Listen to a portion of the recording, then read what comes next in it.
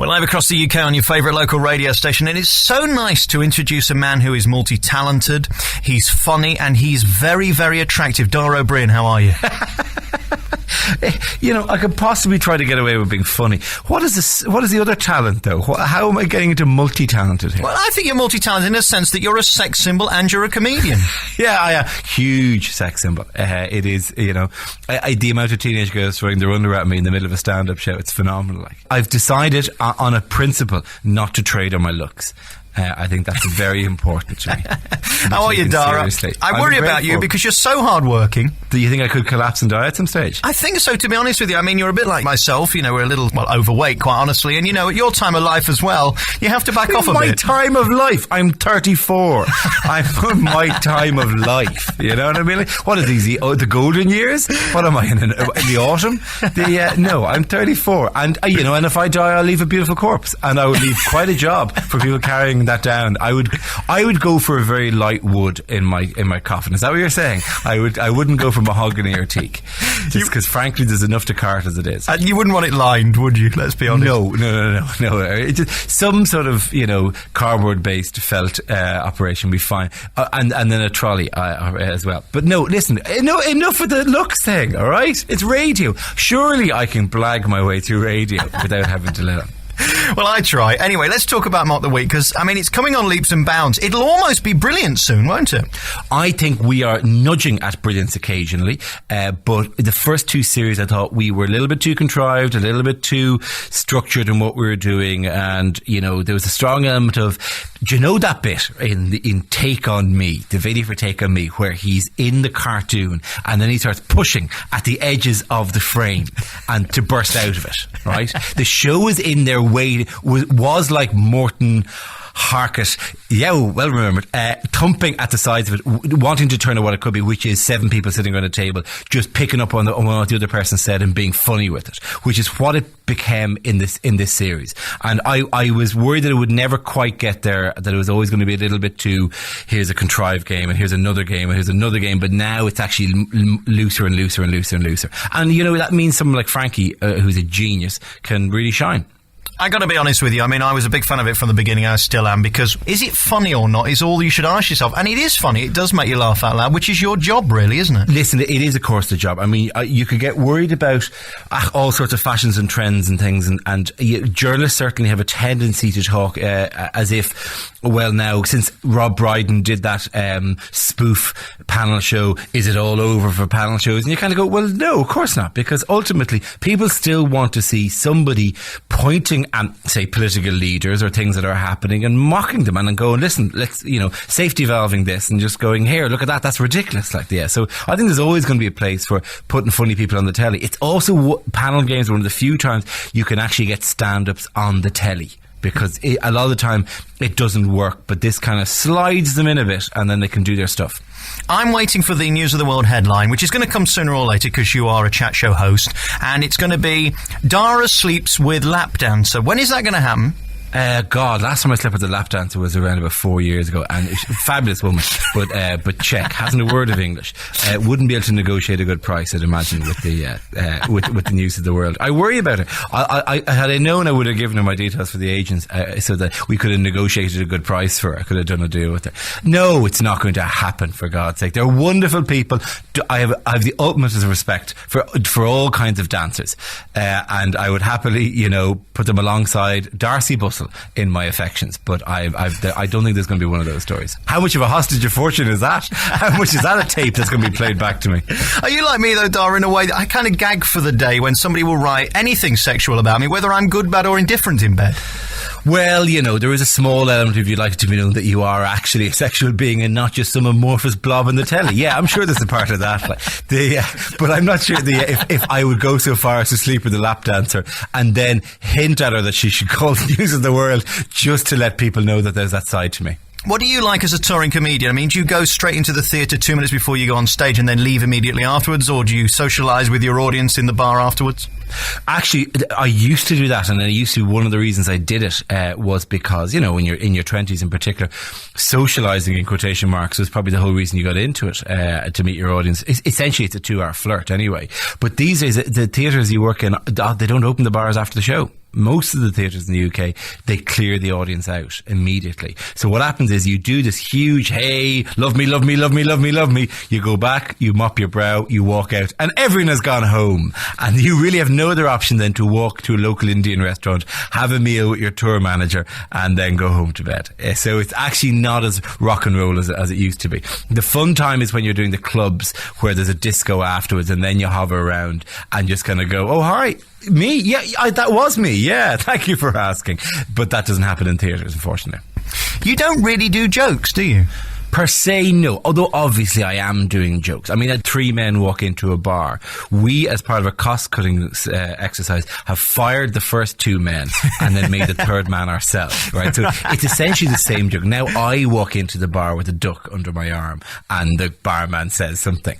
All right, so you end up... there's still comedy situations. There's still jokes per se. I suppose a lot of what I would do maybe would just be that kind of... It's just tension built from the attitude of it, the anger of it, and then it's dropped around, so it's funny in a different way. But but it's still, there's still gags, and you still worry about how I'm going to put that there, and I could introduce that later, and it's still storytelling.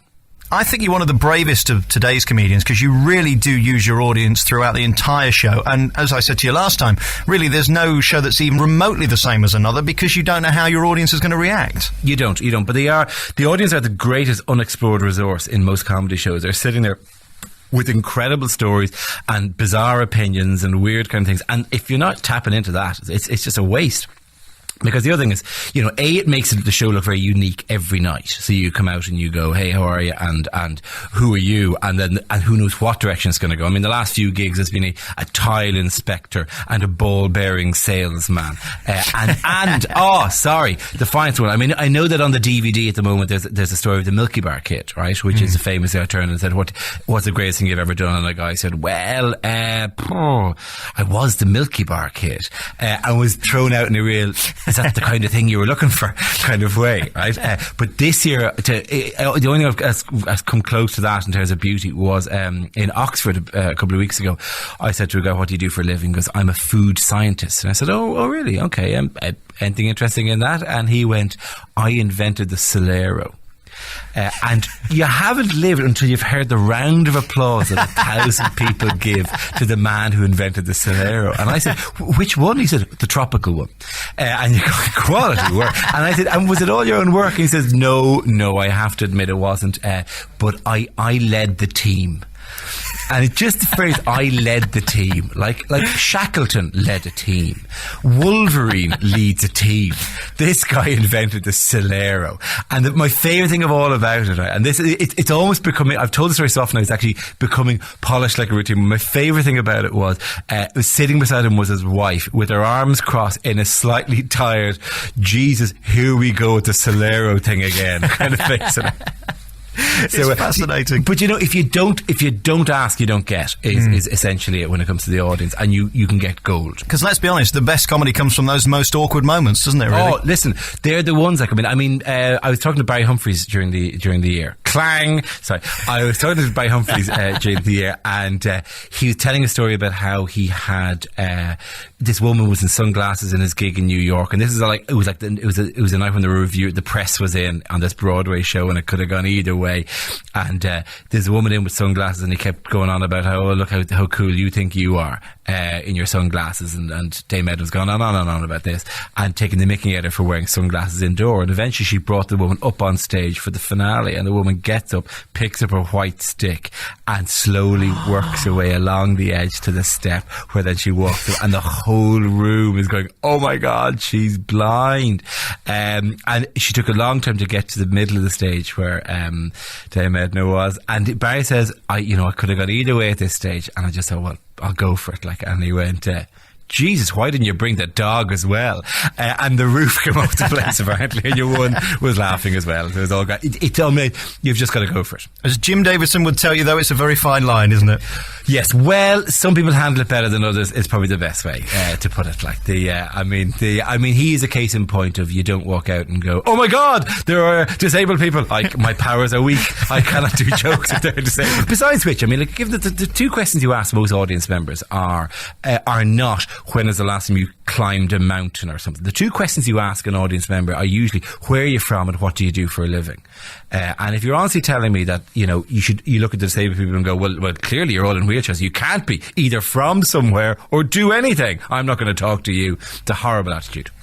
Listen, congratulations on the brand new DVD. It's very, very funny, and you've done a good job of it, because I suppose the thing with your show is, in your mind, there are good shows and bad shows, and the luck of getting a good show when you're recording it is just down to chance. Absolutely, because people obviously for 1,000 people in the room, it is the only time they'll see that show, and usually they'll regard it as a very, very good night. Unless it goes terribly wrong, it's always going to be pretty good because the show gets so polished.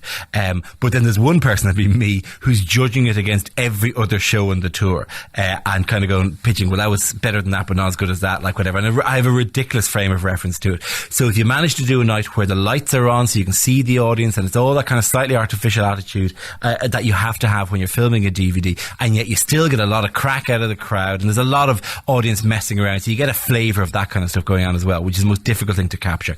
Then I think we pulled it off on that score, and I'm very happy with it. If any of my audience were to buy the DVD and thought you were rubbish in it, are you better on other shows, maybe? Can we tell them that? If they thought it genuinely sat through an hour and a half and went, well, that was rubbish, right?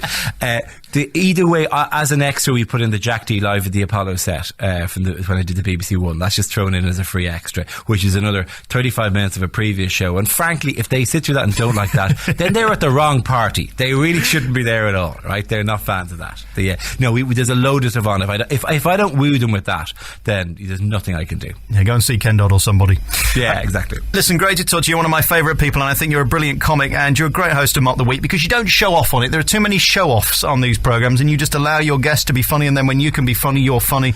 That's on BBC Two on a Friday night, and repeated about 16 times in the week as well, which is nice for the money. And will be forevermore. That's the way it works. Like, if I see another, like, QI from 4 years ago on Paramount or G2 or whatever, the stuff never dies. It never dies. Is your agent great in getting you that repeat fee?